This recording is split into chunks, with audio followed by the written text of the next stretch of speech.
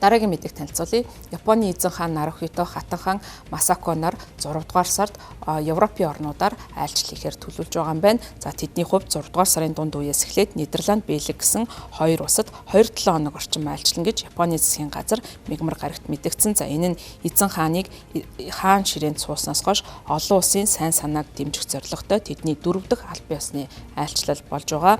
6 дугаар сарын 13-наас 26-ны хооронд төрийн зочноор хийх айлчлалын үеэр эзэн хаан Хатан хаан хоёр Европын тус дурдсан хоёр орны хааны гэр бүлүүдийн зохион байгуулдаг угтах ёслол хүлээн авалтанд оролцох юм байна. За энэ нь бол тэдний 13 жилийн хугацаанд Нидерландад 27 жилийн хугацаанд Бельги улсад хийж байгаа анхны айлчлал нь болох юм.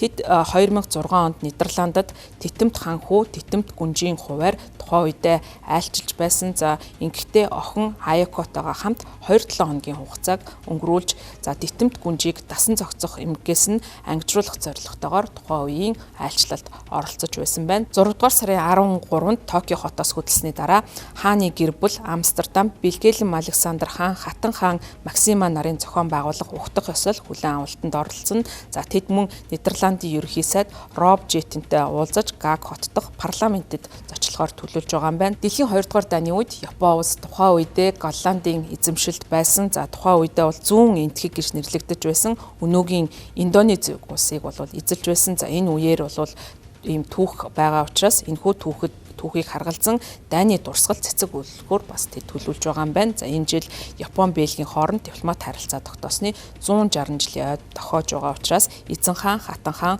6 дугаар сарын 20-нд Брюссел хот руу бас аялахаар төлөвлөж байгаа юм байна. За тэнд хаан Филипп, Матильда Хатан хаан нартай уулзах юм байна. Тэдний хувьд 6 дугаар сарын 25-нд хөдөлж маргааш нь Японд ирнэ. За энэ нь бол эзэн хааны хосын 2019 онд эзэн хаан ширээнд заларснаас хойш тус хоёр оронд хийж байгаа анхны айлчлал болох юм байна. Тэдний хувьд энэ айлчлал чухал ач холбогдолтой тооцож байгаа. За өнгөрсөн жилийн хувьд Монгол улсад төрийн айлчлал хийсэн. За энэ айлчлалын дараагаар уг айлчлал нь хийгдгээр төлөвлөгдөж байгаа юм байна. За тэдний хувьд 2002 онд Титэмт хаан хүү Титэмт гүнжийн хуваар Шинзеланд, Австралид айлчлал хийсэн. За тухайн айлчлал нь бол тэдний нэг айлчлалаар хоёр улсад айлчилсан сүүлийн тохиолдол болж байсан болвол энэхүү одоогийн хийгдэх гэж байгаа айлчлалаараа Нидерланд болон Бельги улсуудад нэгэн удаагийн айлчлалаараа хоёр улсад зэрэг айлчлагаар төлөвлөж байгаа юм байна. Монгол улсын хувьд Япон улстай тусгай стратегийн түншлэлийн харилцаа тогтоосон. За манай улсын хувьд ийм түншлэлийг анх удаа бол Япон улстай байгуулж байсан. За Японы